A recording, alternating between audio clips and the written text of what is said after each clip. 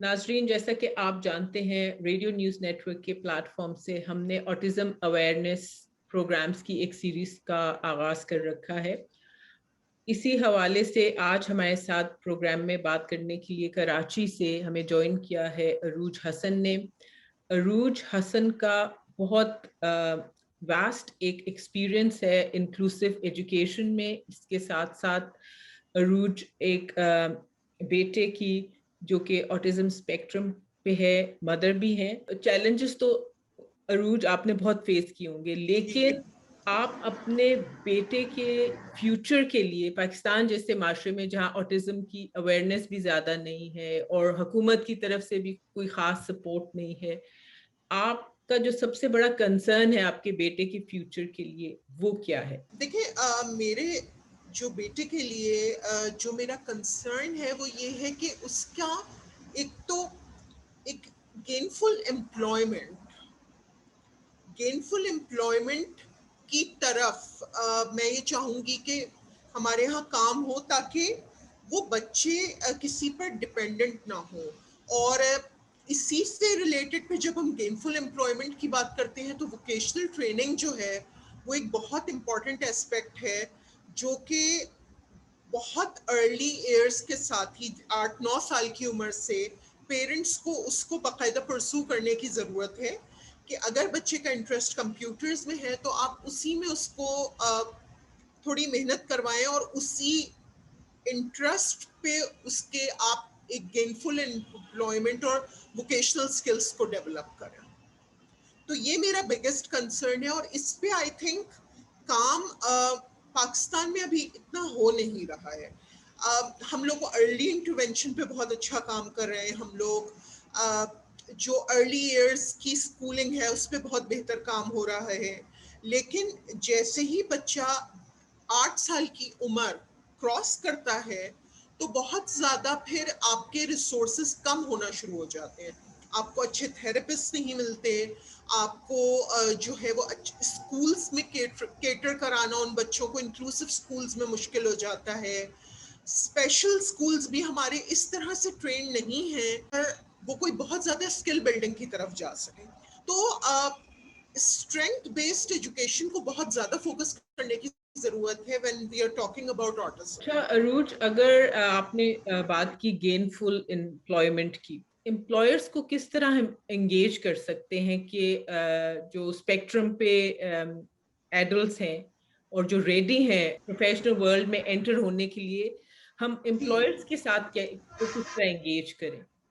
देखिए, एम्प्लॉयर्स के साथ जिस तरीके से अगर आप एक इंक्लूसिव वर्क प्लेस बना रहे हैं तो जिस तरह हम स्कूल इंक्लूसिव स्कूल में जाके टीचर्स को ट्रेन करते हैं, इसी तरह हमें एक इंक्लूसिव वर्क प्लेस पर जाके वहाँ जो लोग हैं उनको ट्रेन करने की ज़रूरत है। ठीक है, और हमें ऑटिस्टिक अडल्ट्स के इंटरेस्ट को देखते हुए, उनकी स्ट्रेंथ्स को देखते हुए उन्हें जॉब असाइन करने की ज़रूरत है जहां वो उसको पूरी तरह से कर सकें। ट्रेनिंग जो है वो मेरे ख्याल में अवेयरनेस और ट्रेनिंग और एक्सेप्टेंस जो है वो एक दूसरे के साथ जुड़ी हुई है, वो अलग नहीं कर सकते। अगर हम अवेयर होंगे तो ही हम ट्रेन होंगे, और जब हम ट्रेन हो जाएंगे तो हम एक्सेप्ट कर लेंगे इन इंडिविजुअल्स को अपनी वर्क प्लेस, अपने स्कूल्स, अपनी हर जगह पर इनको इंक्लूड करेंगे फिर हम। अच्छा देखिए, प्राइवेट सेक्टर में अगर हम पाकिस्तान की बात करें तो जी ऑब्वियसली प्रॉफिट ड्रिवन इकोनॉमी है सारी। जी उनको एक ऐसी वर्क फोर्स चाहिए जो कि फुली फंक्शनल हो और उनको उनके प्रॉफिट्स को इंक्रीज करने में उनकी मदद करे। तो पब्लिक सेक्टर में मेरा ख्याल है कि ज्यादा अवेयरनेस अगर हम रेस करें तो चूंकि स्टेट की रिस्पॉन्सिबिलिटी भी होती है टुवर्ड्स सिटीजन्स जो वल्नरेबल हैं, जो जिनको एडिशनल सपोर्ट की जरूरत है। प्राइवेट सेक्टर है, उसमें भी एक सोशल रिस्पॉन्सिबिलिटी की उनकी एक स्टेटमेंट होती है जिसके तहत उनको कम्युनिटीज या ह्यूमैनिटी के बेनिफिट के लिए काम करना होता है। तो थ्रू देखिए, दैट या we can engage जो multinationals हैं कि वो ऐसी jobs create करें जहाँ पे कि वो adults जो कि spectrum पे हैं वो gainful employment हासिल कर सकें। देखिए मेरे ख्याल में by law I am not sure, लेकिन बाय लॉ ये चीज है मौजूद पाकिस्तान में कि आपको डिसेबिलिटी का एक कोटा है जो कि जिसको यूज करना चाहिए, लेकिन अनफॉर्चुनेटली वो यूज होता नहीं। तो अगर हम बात कर रहे हैं कि हम जब इंक्लूड करें इन लोगों को, तो हमें अपने लॉज भी बड़े अच्छी तरह पता होना चाहिए ताकि हम उन लॉज को दिखा के आगे बात कर सकें।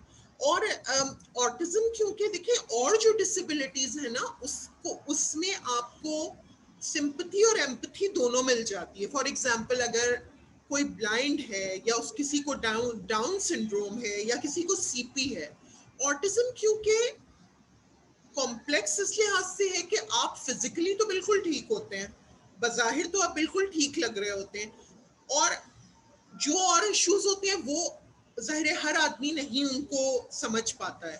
तो इस वजह से ऑटिज्म की अवेयरनेस पे काम करना बहुत ज़रूरी है, क्योंकि इतने बच्चे हैं, उनके इतने डिफरेंट स्पेक्ट्रम में वो डिफरेंट स्टेजेस में हैं, जिसकी वजह से बहुत डिफिकल्टी आती है। जैसे अगर कोई बच्चा वर्बल है तो उसको ये समझा जाएगा कि उसकी और कोई नीड ही नहीं है, क्योंकि वो वर्बल है, वो सब बात कर सकता है, तो उसकी नीड नहीं होगी, उसकी हो सकता है उसको सेंसरी नीड भी नहीं हो। लेकिन बहुत से ऐसे इंडिविजुअल्स हैं जो कि वर्बल होने के बावजूद उनकी सेंसरी नीड्स हैं जो कि एड्रेस नहीं हो पाती।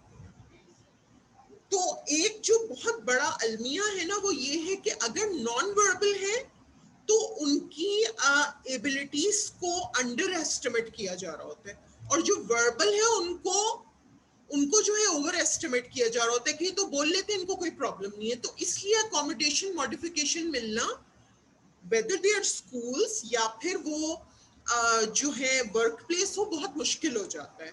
तो ऑटिज्म की अवेयरनेस को जो है वो बार बार जगह जगह बोलना और इंक्लूसिव वर्क प्लेसेस पर जाकर उनके बारे में बात करना, और सिर्फ वर्क प्लेसेस नहीं, ये सब कुछ स्टार्ट करना चाहिए है कॉलेजेस के लेवल से। मुझे ऐसा फील होता है कि जैसे ए लेवल्स कॉलेजेस हैं कराची में या फिर गवर्नमेंट कॉलेजेस हैं, उनको अप्रोच करना चाहिए कि हम एक टॉक देना चाह रहे हैं, फ्री ऑफ कॉस्ट देना चाह रहे हैं, और आप ये अटेंड करें, आपके स्टूडेंट्स के अटेंड करें। तो अवेयरनेस वहां से लाना बहुत जरूरी हो जाएगा। बेस्ट आप समझती हैं ये अप्रोच होगी कि हम अवेयरनेस भी रेस करें वाइडर कम्युनिटीज में, और साथ साथ एम्प्लॉयर्स को भी एंगेज करें। बिल्कुल बिल्कुल। और अब आप देखिए बाहर के मुल्कों में तो अब ये भी देखा जा रहा है कि वो लोग जो बिल्डिंग्स हैं वो भी इंक्लूसिव हैं, एक खास किस्म का जो है वो एक उनको एक खास स्ट्रक्चर बनाना होता है जिसमें रैंप्स होनी चाहिए, जिसमें जो कि डिसेबिलिटी फ्रेंडली हो। तो अब हमारे यहाँ बैंक्स में तो ये थोड़ा हो गया है कि वो एक ऑर्गेनाइजेशन है केवीटीसी और नाउ पीडीपी कराची में, जो कि एम्प्लॉयमेंट पे बहुत काम कर रही हैं। तो बैंक्स वगैरह में तो ये हो गया है कि आपको इंक्लूसिव वर्क प्लेस बनाने की जरूरत है, बैंक्स को फ्रेंडली होना चाहिए इंक्लूजन के लिए, लेकिन और ज्यादा बात करने की जरूरत है। और मेरे ख्याल में रेडियो और टीवी ऐसा मीडियम है जिसमें बहुत ज्यादा बात करने की जरूरत है ताकि ज्यादा से ज्यादा लोगों तक मैसेज पहुंचे। मैं भी यही समझती हूँ कि मीडिया में हमें इस मौजू पे बहुत बात करनी चाहिए ताकि लोगों की तवज्जो एटलीस्ट इस मौजू की तरफ हम ले सकें। और रेडियो में ये अच्छी बात है कि रेडियो दूर दराज के इलाके जहाँ पे शायद बिजली नहीं है या लोगों के पास टेलीविजन की एक्सेस नहीं है, तो रेडियो आप छोटे से छोटे इलाके में भी रेडियो के जरिए अपनी आवाज पहुंचा सकते हैं। अच्छा अरूज, आप बात कर रही थी जो बिल्डिंग्स हैं पाकिस्तान में उनकी डिसेबल्ड फ्रेंडली होने की। लेकिन देखिए जो फिजिकल डिसेबिलिटीज हैं जी उसके लिए तो आपने रैंप लगा लिया या और आप बिल्कुल असिस्टिव टेक्नोलॉजी ऐसी बिल्डिंग में जी प्रोवाइड कर दी जो कि असिस्ट करेगी अगर कोई किसी को सुनने में इशू है या कोई विजुअली इम्पेयर्ड है या किसी को कोई व्हील चेयर यूजर है। लेकिन जैसे आप खुद ही बात करी थी कि ऑटिज्म चूंकि एक स्पेक्ट्रम कंडीशन है, तो कोई जी हाई फंक्शनिंग है, कोई लो फंक्शनिंग है, कोई मिडिल में है, और इसीलिए इसको एक जमाने में हिडन डिसेबिलिटी भी कहा जाता था क्योंकि बिल्कुल दिखाई नहीं देती। तो अगर बिल्कुल आप अपनी बिल्डिंग को डिसेबल्ड फ्रेंडली कर लेंगे तो जरूरी नहीं है कि वो ऑटिज्म फ्रेंडली भी हो। उसके लिए बहुत जरूरी ये है कि आपका जो वर्क फोर्स है और जो आपकी मैनेजमेंट है जी उसमें अवेयरनेस हो ऑटिज्म के हवाले से। एग्जैक्टली और अवेयरनेस हो और ये सब चीजें कि जैसे अगर बात करें हम ऑटिज्म की तो उसमें एक चीज है कि हमारे जो ऑटिस्टिक इंडिविजुअल्स होते हैं वो स्ट्रक्चर पर और रेपिटेशन ऑफ स्टेप्स पे बहुत अच्छा फंक्शन करते हैं। तो आप वही चीज वर्कफोर्स को भी समझाएं और उनको ऐसी ही जगह असाइन करें जहां पर एक प्रिडिक्टेबिलिटी के साथ काम हो रहा हो और सेल्फ ड्रिवन वर्क हो। जैसे फॉर एग्जांपल अगर हम बात कर रहे हैं कि ऐसा काम जिसमें कि एक इंडिविजुअल कंप्यूटर पे काम कर रहा है और उसके हाथ में उसका कंट्रोल है, तो वहां पर कोडिंग हो गई, ये वाले जो स्किल्स है ना, इसमें ऑटिस्टिक इंडिविजुअल्स बहुत थ्राइव करते हैं। तो तो ये इस तरह का काम इन लोगों के लिए ढूंढना जरूरी है। और अगर फर्ज करें हम ये भी बात कर सकते हैं कि किस तरह हम जो है वो सेंसरी ब्रेक्स प्रोवाइड कर सकते हैं कि अगर एक इंसान ओवरवेल्म हो रहा है तो उसको उसको उसको जो है वो सेंसरी ब्रेक किस तरह दिया जा सकता है, और वो बड़ों को भी चाहिए होता है, इवन हम लोगों को भी चाहिए होता है।